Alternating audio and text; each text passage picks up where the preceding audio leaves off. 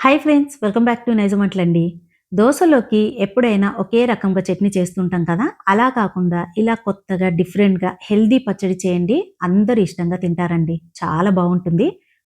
ముందుగా అయితే ఈ పచ్చడి కోసం మనం ఇక్కడ తీసుకోవాల్సింది క్యారెట్, దీంతో పాటు పల్లీలు, ఇందులోనే టమాటాలు కూడా తీసేసుకోవాలి. క్యారెట్‌తో చేసే ఈ పచ్చడి చాలా డిఫరెంట్‌గా ఉంటుందండి. అస్సలు తియ్యదనం అనేది ఉండదు. టేస్ట్ కూడా చాలా బావుంటుంది. డిఫరెంట్‌గా ఉంటుంది. ఇప్పుడు ఒక ప్యాన్‌లోకి పల్లీలు తీసుకోవాలి. నేను ఇక్కడ తీసుకున్నాను కదండీ! ఒక చిన్న బౌల్ నిండా పల్లీలు తీసుకొని దోరగా వేయించేసుకోవాలి. ఇందులో ఆయిల్‌ని వేయాల్సిన అవసరం లేదు.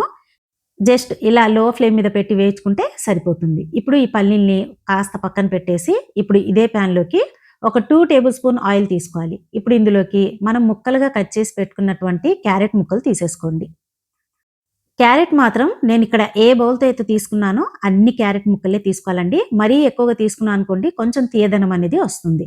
నేనిక్కడ క్వాంటిటీ చూయిస్తున్నాను కదా! ఈ క్వాంటిటీ అయితే సరిపోతుంది. ఇప్పుడు ఇందులోనే పచ్చిమిర్చిని కూడా వేయించేసుకోవాలి. దీంతో పాటు ఎండుమిరపకాయలు కూడా తీసేసుకోండి. పచ్చడి కొంచెం ఎర్రగా చాలా టేస్ట్‌గా రావాలంటే పచ్చిమిరపకాయలతో ఎండుమిరపకాయలు కూడా తీసేసుకోవాలి. ఇప్పుడు కాస్త లో ఫ్లేమ్ మీద పెట్టి దోరగా వేయించుకున్న తర్వాత ఇందులో టమాటా ముక్కల్ని కూడా కలుపుకోవాలి. ఈ టమాటాలొచ్చేసి ఒక 4 వరకైతే తీసుకోండి. ఎర్రగున్నటువంటి టమాటాలు తీసుకోండి. ఇందులోనే ఒక టేబుల్ స్పూన్ వచ్చేసి జీలకర్రను కూడా కలుపుకోవాలి. ఇప్పుడు లో ఫ్లేమ్ మీద పెట్టి ఈ టమాటాల్ని మెత్తగా మగ్గనివ్వాలి. ఇందులో వెల్లుల్లి రెబ్బలు కూడా తీసేసుకోండి. వెల్లుల్లి రెబ్బలు ఒక 6-7 వరకైతే తీసుకోండి.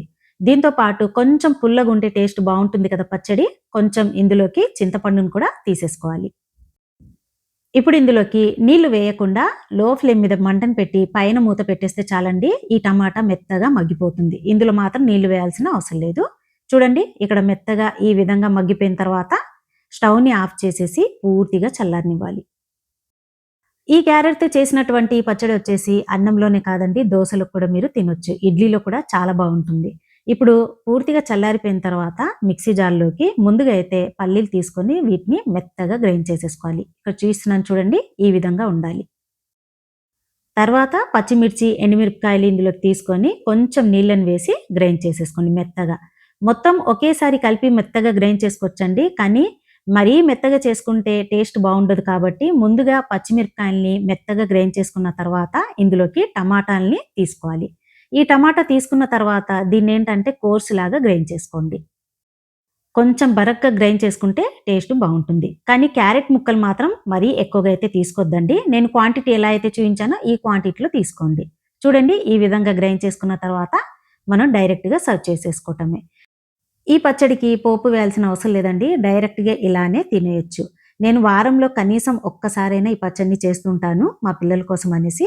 సో, చాలా టేస్ట్‌గా ఉంటుంది. ఈసారి తప్పకుండా ట్రై చేయండి.